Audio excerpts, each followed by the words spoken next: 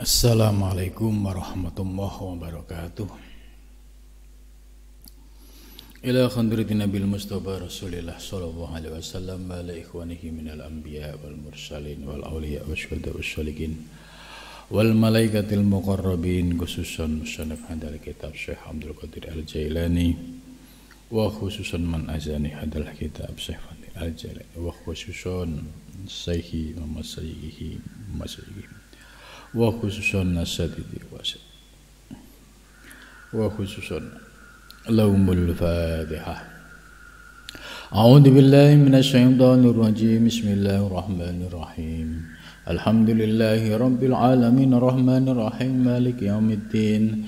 Iyyaka na'budu wa iyyaka nasta'in ihdinas siratal mustaqim siratal ladzina an'amta 'alaihim ghairil maghdubi 'alaihim waladdallin. Bismillahirrahmanirrahim. Alhamdulillahilladzi 'allamani bi ulumil ulama'il muwahhidin wal muhaqqiqin wa arsadani ila tariqim mustaqim. Wassalatu wassalamu ala sayyidil wujud wal arwah nabiyyina Muhammadin sallallahu alaihi wasallam alladzi jaa'a bisyari'ah wa tariqah wal haqiqah wal ma'rifah wa ala alihi wa sahbihi ajma'in, amma ba'du.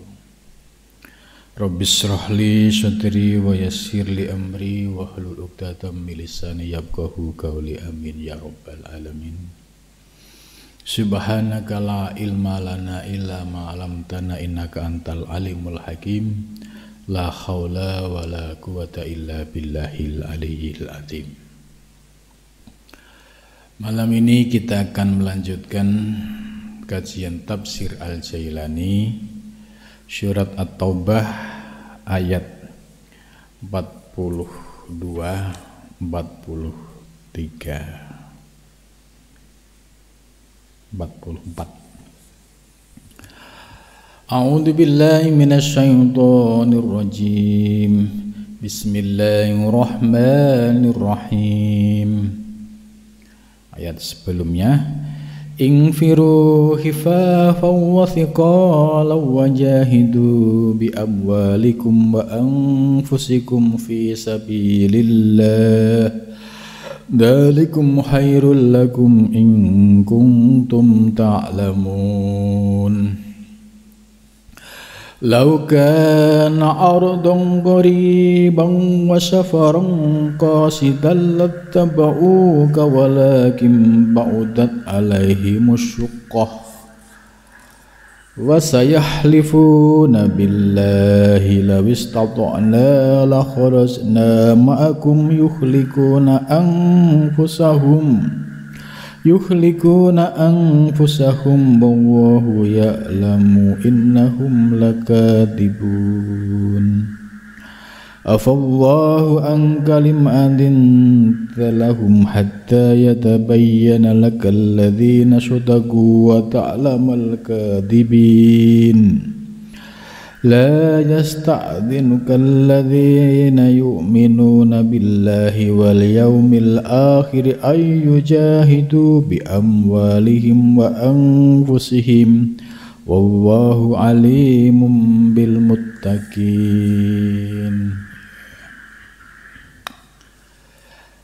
Ayat yang kita baca ini masih terkait dengan persoalan perjuangan.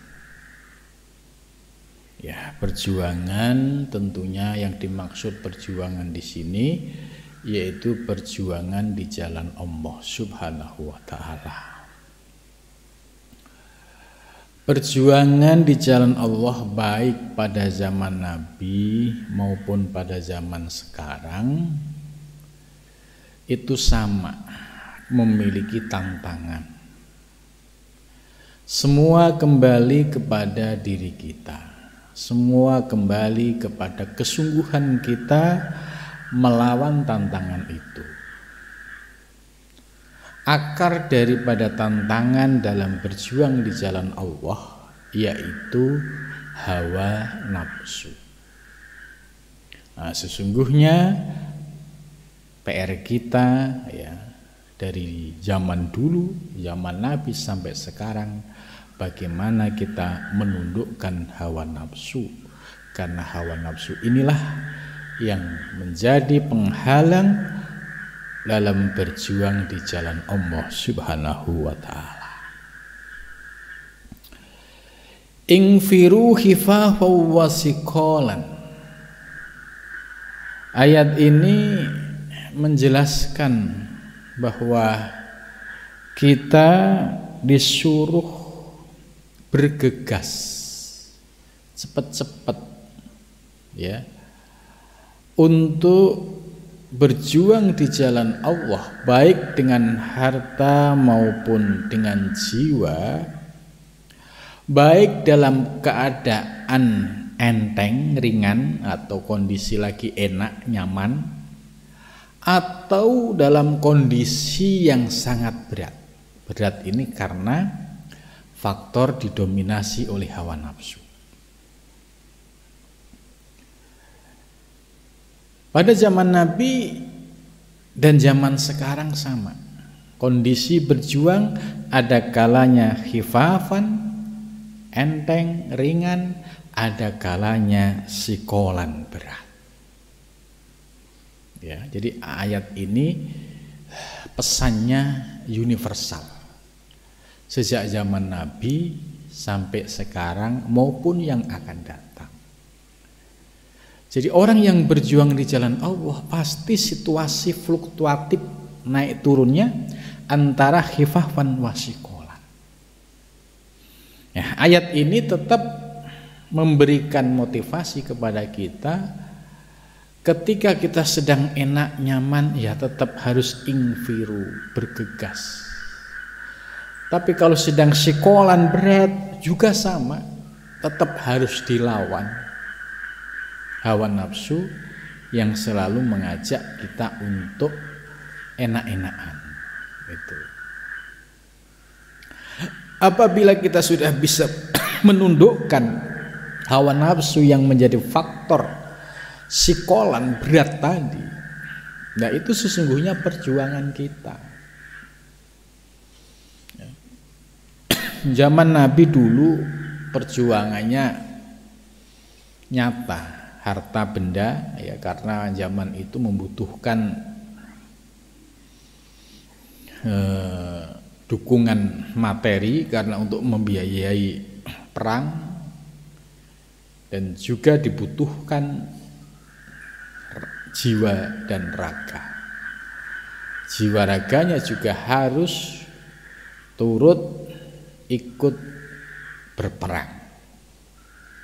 Kalau sudah berperang hanya ada dua kemungkinan, mati syahid atau menang.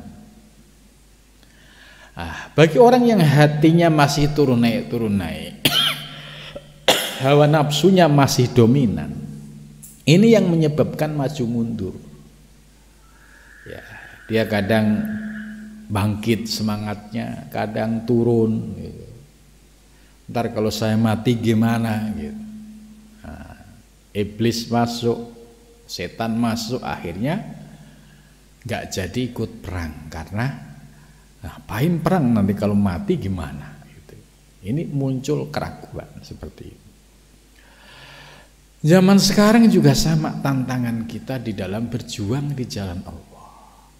Ya, kita sudah tidak seperti menghadapi kondisi pada zaman Nabi, harus perang fisik. Ya, perang fisik membutuhkan modal dana dan juga membutuhkan kehadiran fisik. Karena zaman dulu perangnya pakai sarana konvensional, ya. Ya, pakai pedang. Jadi tidak seperti zaman sekarang. Di zaman sekarang walaupun kita tidak perang secara fisik, tapi kita juga tetap harus berjuang di jalan Allah. Ya, salah satu ya berjuang yang konkret nyata yaitu ya menghidupkan kegiatan-kegiatan keagamaan, dakwah-dakwah keagamaan yang semata-mata niatnya li'ila'i kalimatillah. Ini yang perlu kita dukung, kita support. Karena ini yang paling relevan untuk menjawab tantangan zaman. Maka dengan mendukung, mensupport kegiatan dakwah yang semata-mata untuk li'ila'i kalimatillah, baik dengan pikiran, baik dengan skill, baik dengan dana, ini semua termasuk bagian dari fisabilillah, di jalan Allah. Ciri-ciri kalau perjuangan itu di jalan Allah gampang, ya, tidak ada embel-embel, tidak ada motivasi yang ujung-ujungnya duit. Itu ciri-ciri dakwah yang li'ila'i kalimatillah. Kalau dakwah yang dikemas, ya, kemudian ujung-ujungnya duit, ini yang terkadang menenggelamkan niat suci untuk li'ila'i kalimatillah. Akhirnya kalah dengan godaan materi, godaan hawa nafsu. Maka kalau kita melihat ada orang yang hidup pada zaman sekarang, niat dakwahnya tulus, niat berjuangnya tulus, kalau kita mensupport itu sudah benar, karena sudah memiliki kriteria bahwa itu bagian dari wajahidu bi amwalikum wa anfusikum fi sabilillah. Kalau benar-benar di jalan Allah, impactnya apa? Impactnya ini bisa menjadi investasi akhirat. Orang-orang yang mensupport kegiatan dakwah yang li'ila'i kalimatillah itu akan diberikan keberkahan lahir dan batin.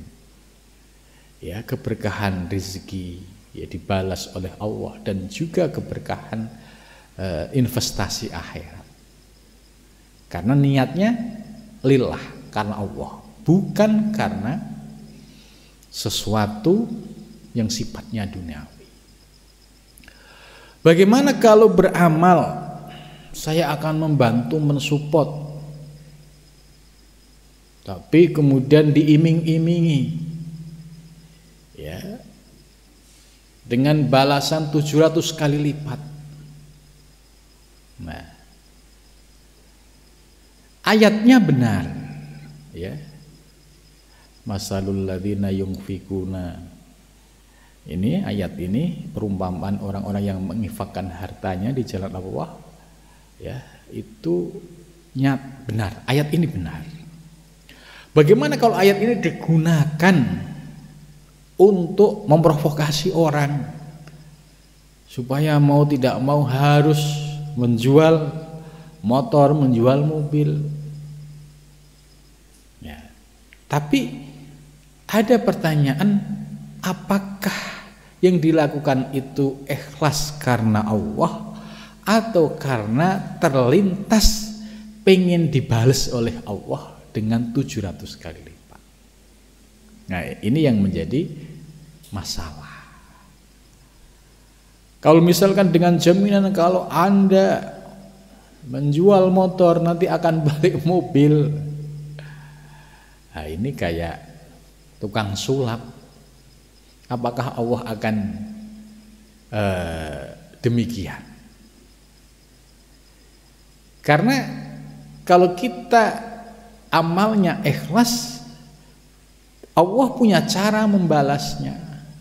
Bisa seketika, bisa ya waktunya tentatif, bisa kapan saja. Itu kalau ikhlas. Tapi kalau niatnya sudah ada embel-embel, pengen balasan, pengen ini, pengen itu berarti kan sudah tidak ikhlas. Karena dia mengeluarkan masih ada embel-embel. Yang ikhlas itu kan dia melepas tanpa ada nyangkut di dalam hati. Benar-benar ya diibaratkan seperti orang hajat, sudah selesai, sudah nggak diingat lagi. Itu ciri-ciri amal yang ikhlas. Maka kalau amal yang ikhlas pasti dibalas oleh Allah. Dengan catatan tadi, niat di awal juga ikhlas. Tapi kalau niat di awal seolah-olah ikhlas, ya saya amal. Tapi kan kata Pak Ustadz, kalau saya jual motor nanti saya dapat kembalian mobil. Nah, ini namanya berlebih-lebihan. Ya. Allah tidak bisa diatur dengan cara demikian. Allah akan membalas sesuai dengan kehendak Allah. Ya, bisa jadi bagi Allah sangat kecil untuk membalas. Tapi Allah tidak bisa diatur-atur, kemudian apalagi dia memberikan garansi, ya, pasti akan diganti oleh Allah. Nah, ini motivasi-motivasi yang menggunakan ayatnya benar, tapi di situ terselubung ada niat-niat yang sifatnya memanfaatkan dan ujung-ujungnya duniawi. Nah, ini bukan termasuk laisa fisabilillah, ini bukan termasuk di jalan Allah. Jadi fisabilillah ini penting, penegasan fisabilillah itu benar-benar ikhlas di jalan Allah. Yang namanya ikhlas tidak ingin balasan macam-macam. Ya, saya nyumbang ya sudah, itu sebagai kewajiban saya yang punya harta. Soal balasan itu terserah Allah. Jadi tidak dikasih waktu sekian, balasannya juga sekian. Nah, kalau metode ini dipakai, ya pasti suatu saat ketika si A ternyata tidak terbukti, si B tidak terbukti, si C tidak terbukti, akhirnya memunculkan masalah. Ya, ini dampak dari menggunakan ayat, tapi di situ terselip ada kepentingan-kepentingan yang sangat lembut dan ujung-ujungnya adalah kepentingan duniawi. Jadi memahami fisabilillah ini penting karena ini prinsip. Kalau kita sudah bisa melakukan bahwa wajahidu bi amwalikum wa anfusikum fisabilillah itu benar, pasti Allah akan memberikan balasan yang nyata.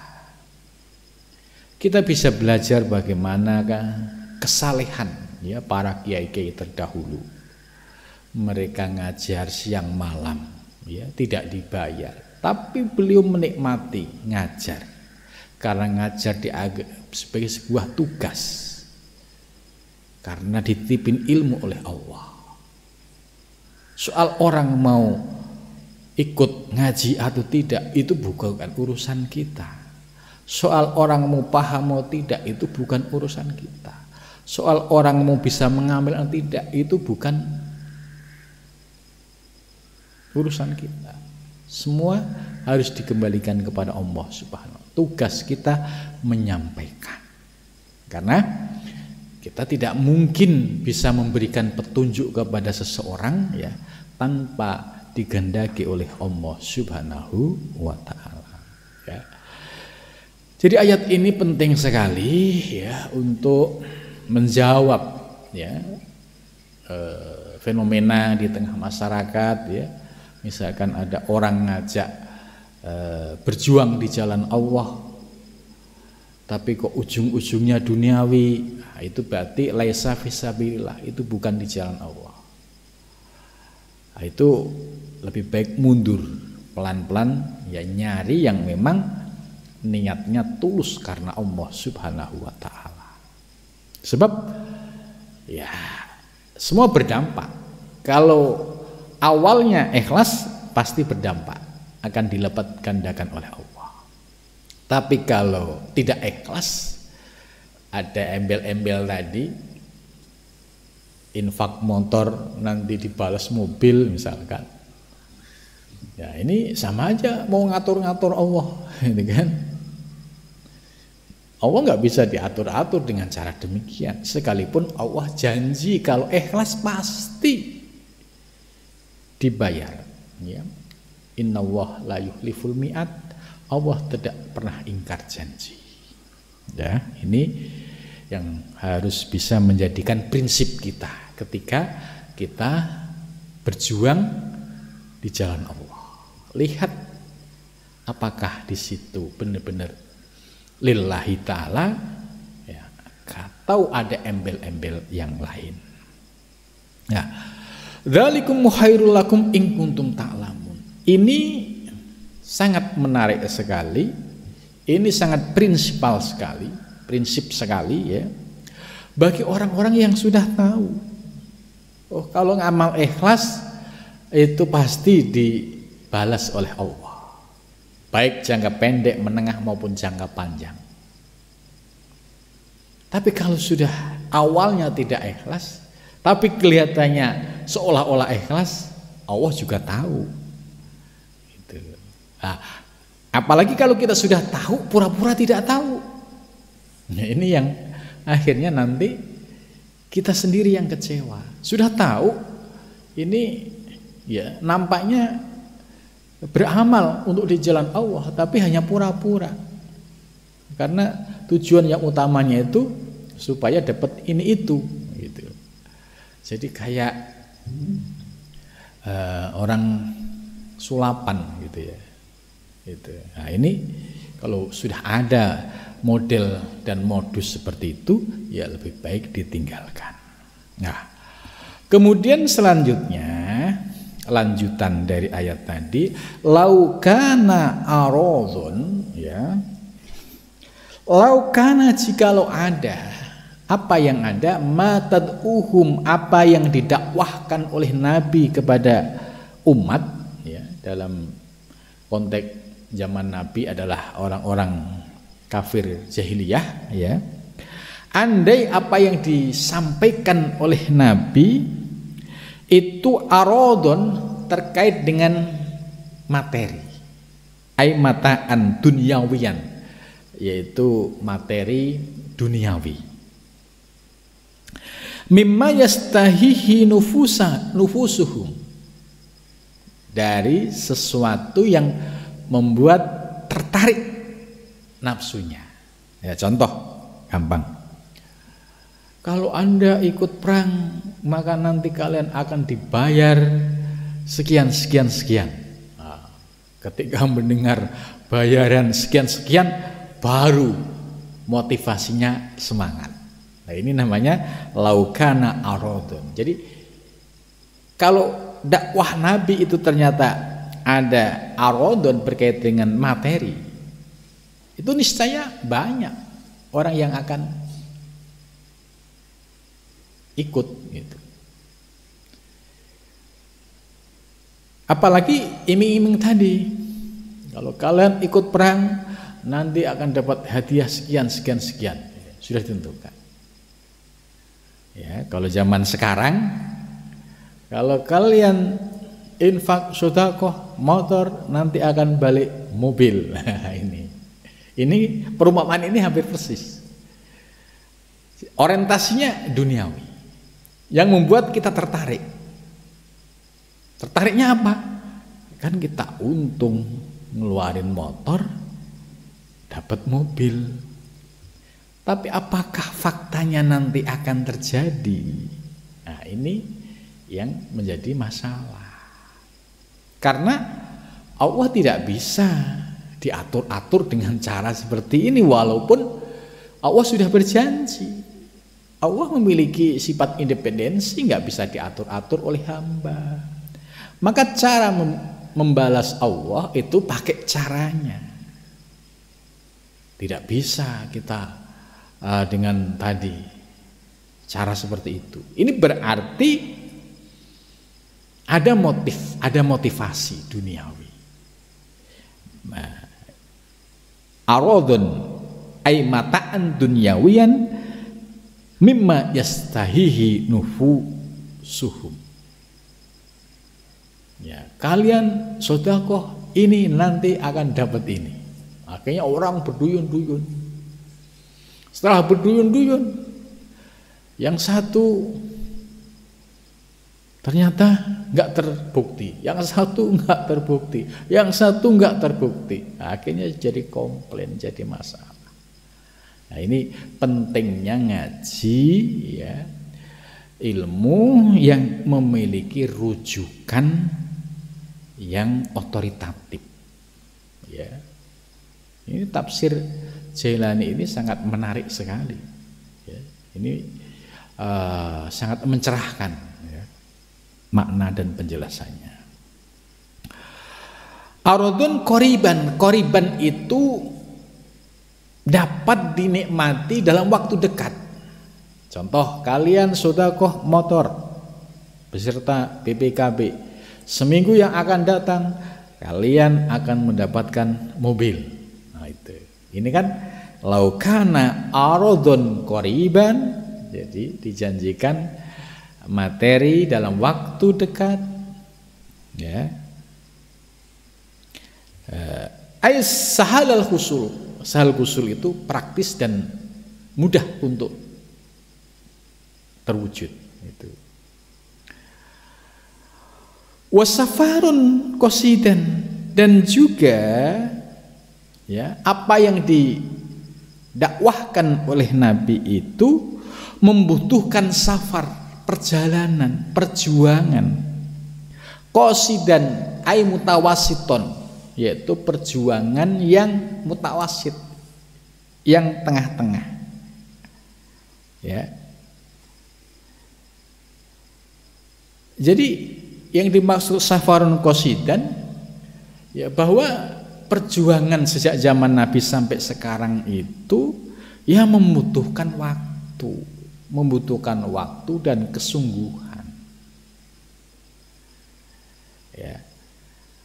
Lattaba'uka, jadi andai apa yang diajak oleh Nabi itu terkait dengan material yang pragmatis, ya, kamu kalau ikut dakwah ini akan kaya, kalau kamu ikut kelompokku ini, ya, kamu infak setiap bulan segini, nanti kamu dapat mobil. Nah, ini laukana aradun qoriban, kamu ikut apa yang aku ajak, terus mendapatkan balasan material yang cepat, qoriban, ya, maka orang akan berduyun-duyun. Nah, tentu ini yang menjadi korbannya pasti orang awam. Ya, orang awam kan mudah menjadi korban-korban praktek seperti ini. Ya. Kalian kalau tiap bulan mengeluarkan sekian, dijamin surga. Nah, itu, ya, dijamin surga. Nah, ini kalau dikaji dari sisi ilmu tasawuf, mengeluarkan sekian persen nanti dijamin surga. Lah, kok dia berani mengatakan dijamin surga, itu dasarnya apa? Kok seolah-olah surga itu sudah dikapling, ini jatahmu, kemudian kamu bagi-bagi ke pengikutmu, apa seperti itu? Padahal surga itu anugerah Allah Subhanahu wa ta'ala. Lah, maka sebagaimana tadi dijelaskan, seringkali motivasi ini dibuat untuk memperdaya orang-orang awam yang ujung-ujungnya yaitu duniawi, yang ujung-ujungnya, ya, pasti ada motif duniawi. Nah, sehingga orang awam karena dia nggak punya dasar keilmuan yang kuat, ya sudah ikut sekian persen, nanti dijamin akan mendapatkan balasan sekian persen, nanti pasti dijamin dapat surga. Itu. Nah, kemudian sekian persen, kemudian nanti dapat fasilitas mobil, sarana seperti ini. Nah, ini persis apa yang disampaikan ayat ini. Kalau ada cara dakwah metodenya seperti itu berarti berbeda dengan dakwah yang diajarkan oleh Nabi Muhammad Sallallahu Alaihi Wasallam. Karena ini laukana, lau itu andai. Jadi andai, hei Muhammad, andai yang kamu dakwahkan itu terkait dengan materi yang konkret dalam waktu singkat, kemudian ya perjalanannya juga tidak terlalu berat, niscaya orang akan lattaba'uka, berduyun-duyun, karena hitungannya pragmatis. Nah itu. Ini Nabi saja sampai diingatkan oleh ayat ini. Karena dakwah Nabi tentu tidak seperti ini, tidak menjanjikan materi yang koriban, balasan yang cash and carry, dan juga membutuhkan kesungguhan, perjuangan, dan membutuhkan keteguhan dan lillahi ta'ala, dan membutuhkan kesabaran tak terbatas. Ini kan berat, bagi nafsu berat. Bagi nafsu berjuang sudah dengan harta seperti Abu Bakar, semua harta digunakan untuk mendukung Nabi dan juga ikut perang. Nah, ini kan berat kalau orang yang masih didominasi hawa nafsu. Nah, karena dakwah Nabi adalah untuk menegakkan kalimat Allah, tapi Nabi memberikan tidak janji surgawi, tidak janji manis. Nah, artinya Nabi ya, kalau kamu bersungguh-sungguh berjuang di jalan Allah dengan hartamu, dengan jiwa ragamu, pasti Allah membalas. Itu. Lah, Nabi tidak menjanjikan dakwah yang pragmatis tadi. Kalian kalau ikut sekian, nanti sekian. Nah, enggak. Dengan kata lain, mafhum mukhalafah dari ayat ini, andai ada orang yang memanfaatkan ayat ini atau orang yang mempraktekkan modus-modus yang disampaikan ayat ini, yaitu dakwah dengan menjanjikan arodon koriban, balasan yang konkret gitu. Kalau kalian sekian-sekian, nanti bagian sekian-sekian, gitu. Nah, tidak membutuhkan perjuangan macam-macam, yang penting kalian ikut dijamin surga. Ini sudah bertentangan dengan dakwah yang diajarkan oleh Nabi besar Muhammad SAW. Maka kalau di hari ini kita menemukan ciri-ciri dakwah yang bertentangan dengan ayat ini, contoh memberikan janji-janji surgawi, balasan duniawi yang konkret, cepat. Seperti tadi, kalau kalian sedekah motor nanti kembali mobil, atau cara lain, kalau kalian sedekah sekian persen kalian dijamin pasti masuk surga. Nah, ini namanya arodun koriban. Kemudian ditambah tidak ada perjuangan, tidak ada dinamika naik turunnya keimanan. Gitu. Maka kalau di zaman sekarang kok dakwah yang arodon koriban, safaron kosidan, pasti banyak yang ikut. Itu. Siapa yang ikut? Ya orang-orang awam. Orang awam maunya kan yang praktis-praktis. Pengen surga nggak pakai ibadah. Yang penting apa? Setor tiap bulan. Nggak ada perjuangan. Nggak ada bagaimana menjaga hati ketika mengeluarkan harta, tetap hati itu karena Allah, bukan karena iming-iming, bukan juga karena pengen dibalas gitu. Nah, ini kalau hanya pragmatis seperti itu, ya itu lattaba'uka, banyak yang mau ikut, tapi ikutnya mereka justru menimbulkan penyesalan dan kekecewaan. Kenapa? Karena nggak terbukti.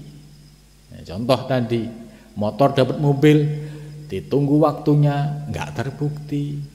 Apalagi yang menjanjikan kalian sedekah sekian persen dijamin surga. Ya kalau benar surga, ternyata surga nggak dapat, alangkah sedihnya. Ibadah sudah males-malesan, ya karena ada doktrin kalian cukup baiat, kalian cukup mengeluarkan dana, kalian dijamin surga. Nah, ini akhirnya muncul penyesalan di akhirat nanti, karena Nabi tidak mengajarkan ajaran-ajaran yang pragmatis seperti itu. Nabi mengajarkan kepada umatnya untuk berjuang didasari dengan keikhlasan, kedua dibarengi dengan kesungguhan, dibarengi dengan kesabaran, tanpa dibatasi oleh waktu. Maka di sini safaron qasidan itu ya perjalanan yang memang membutuhkan kesabaran yang cukup panjang. Itu. Nah, maka di situ ada dinamika, ada kenikmatan. Bagaimana merasakan suka duka berjuang yang ikhlas di jalan Allah Subhanahu wa taala. Itu. Walakin ba'udat alaihim syuqqah, akan tetapi ya ba'udat jauh alaihim atas mereka. Nah, jadi asyuqqah yaitu masyakot, sesuatu yang memberatkan. Ya, akan tetapi fakta yang terjadi bahwa berjuang di jalan Allah itu membutuhkan perjuangan lahir dan batin, membutuhkan syuqqah. Syuqqah itu ya masyakot, suka duka. Tidak yang pragmatis tadi. Ya, kita nggak diajak sedekah jariyah, ya sedekah jariyah aja. Soal balasan itu urusan Allah. Kapan dibalas Allah yang lebih tahu. Dah selesai.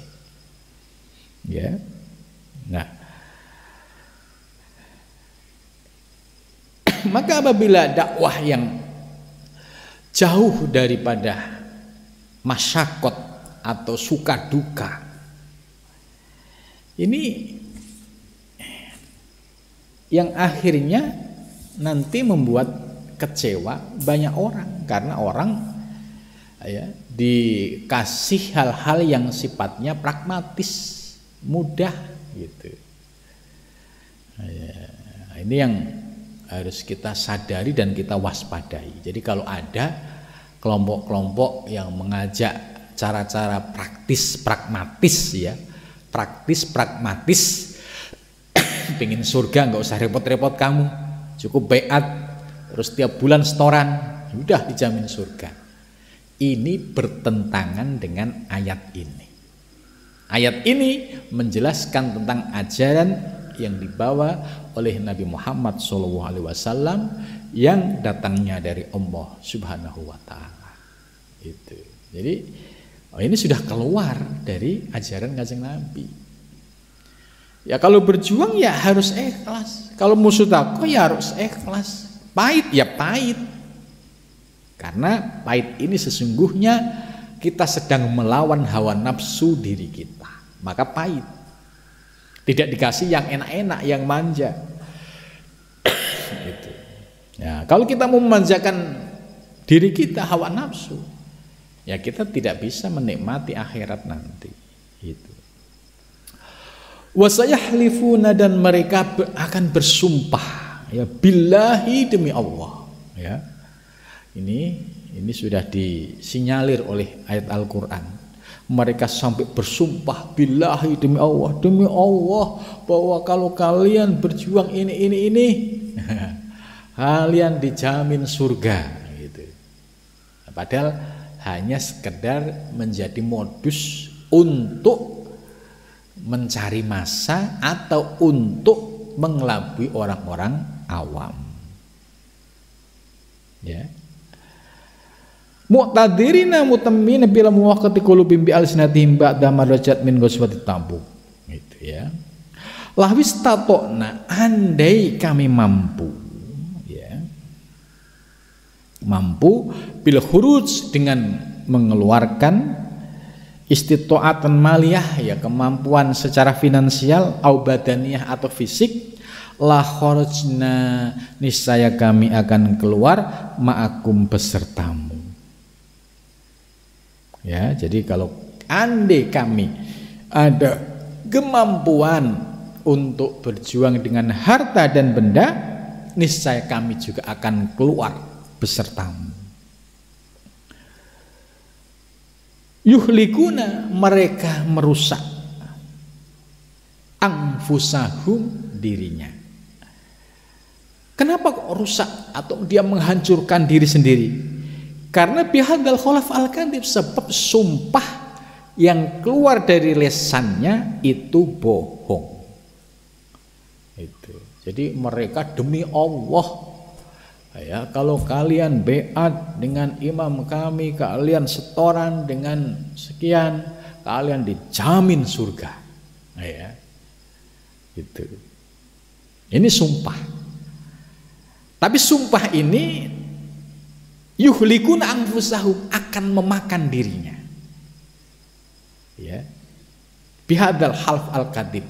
Karena apa? Sumpah ini sumpah yang sesungguhnya ada motivasi, ada niatan yang terselip di balik itu hanya untuk mencari duniawi. Gitu. Jadi ini yang perlu kita waspadai, ya. Kalau ada orang yang kemudian demi Allah, ya, saya ini akan mengeluarkan ini gitu. Tapi ternyata tidak terbukti. Atau juga, ya tadi, demi Allah kalau kalian ikut ini dan kalian setor sekian, kalian dijamin surga.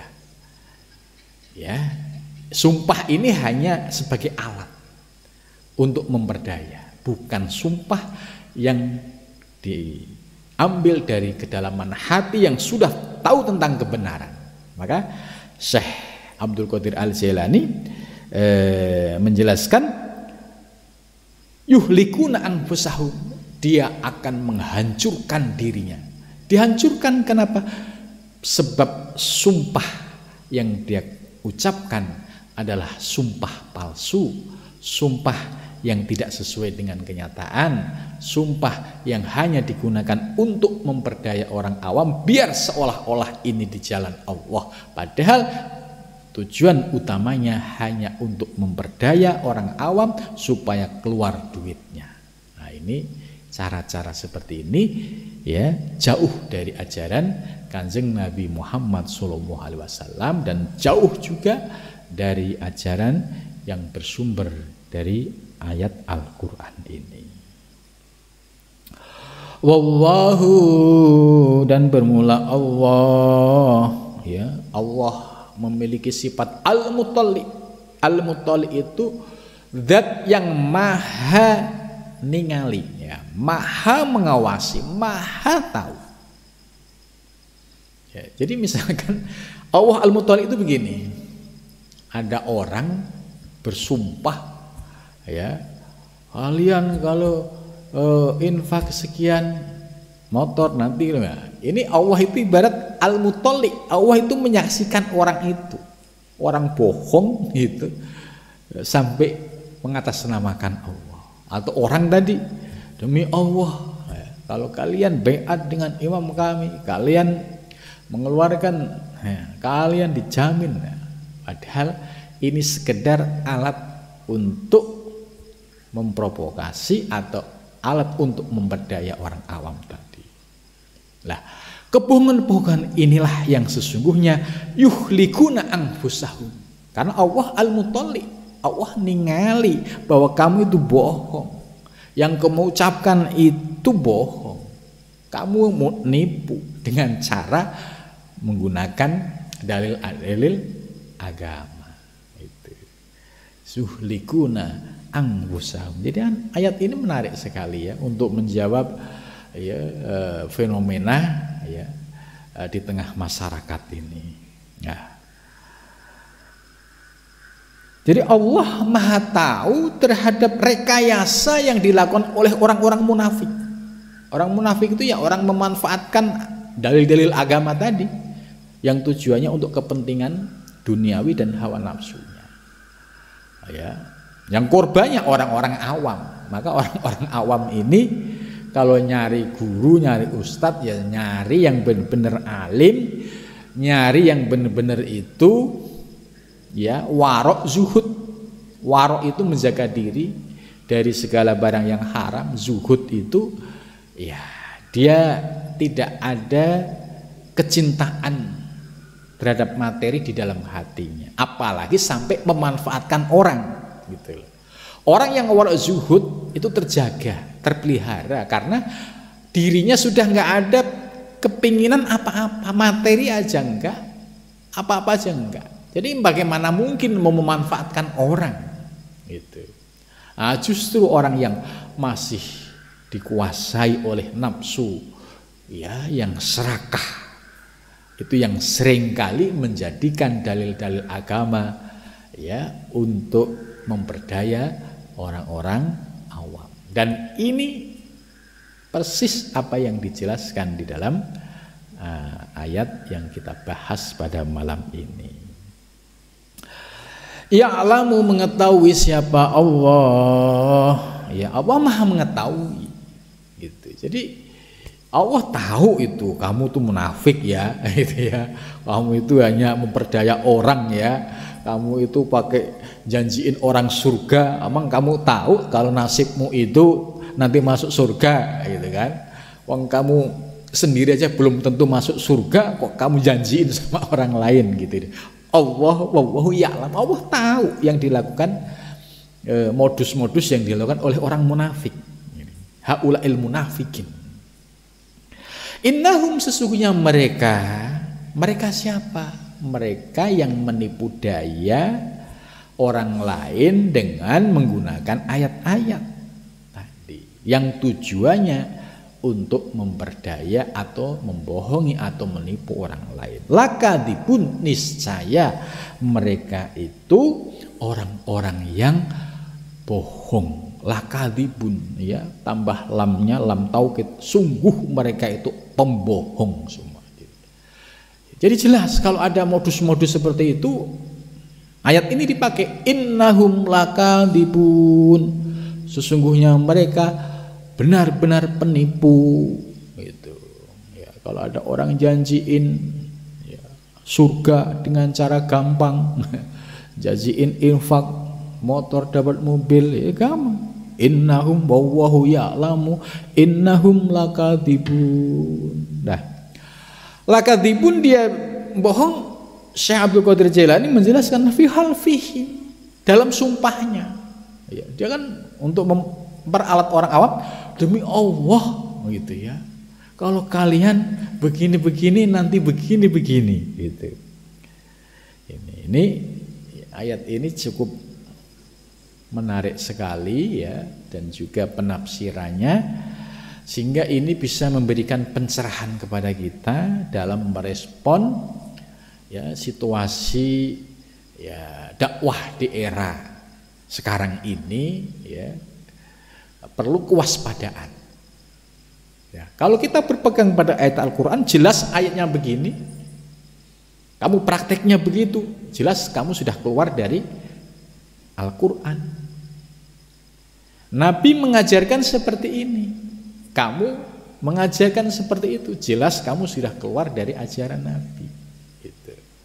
Maka ayat ini cukup menarik kalau ada orang yang seperti itu modusnya, wallahu ya'lamu annahum lakadibun. Dijawab itu, kamu itu pembohong, ya, kamu menjual agama, kamu menjual surga. Wong kamu sendiri belum jelas nasibmu di surga atau di neraka, kamu sudah kayak menjadi marketing surga saja gitu. Nah, sesungguhnya tujuannya bukan itu, tujuannya hanya tadi untuk memperkaya diri, untuk menumpuk harta, ya tujuannya sebatas duniawi. Kalau bahasa sumpah, bahasa itu hanya sebagai alat itu ya. Itu. Nah, jadi ayat ini ya menurut saya cukup memberikan pencerahan kepada kita ya ketika menghadapi tantangan dakwah di era modern. Maka sekalipun kita di era modern, prinsip dakwah yang harus kita pegang satu, dakwahnya harus ikhlas lillahi ta'ala.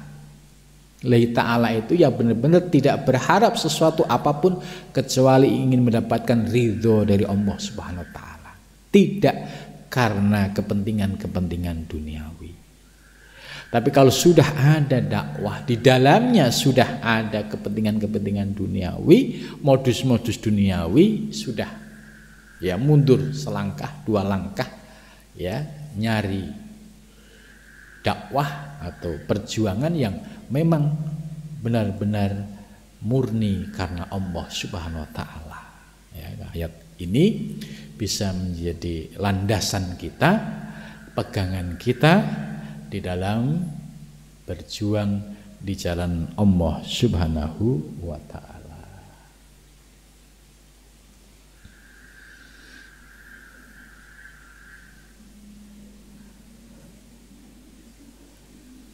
Ya. Cukup sampai di sini ya. Insyaallah akan kita lanjutkan pada minggu yang akan datang. Mudah-mudahan pengajian malam ini dapat menjadi tombok hati ya. Tombok hati itu hati yang gelap, hati yang gersang, hati yang dalam kebingungan ya, dengan ngaji Al-Qur'an sekaligus diurai ya, tafsirnya ya, kemudian dikaitkan dengan kondisi sosial ya di lingkungan kita, akhirnya kita mendapatkan pencerahan atau tombok hati. Ya, ini salah satu ya cara bagaimana kita ya, tidak terperosok ya pada jalan-jalan yang tidak diridhoi oleh Allah Subhanahu wa taala. Mudah-mudahan Allah Subhanahu wa taala senantiasa memberikan bimbingan lahir batin kita dalam menuju Allah Subhanahu wa taala dan diberikan istiqomah. Amin ya rabbal alamin. Wallahul muwaffiq ila aqwamit thoriq. Assalamualaikum warahmatullahi wabarakatuh.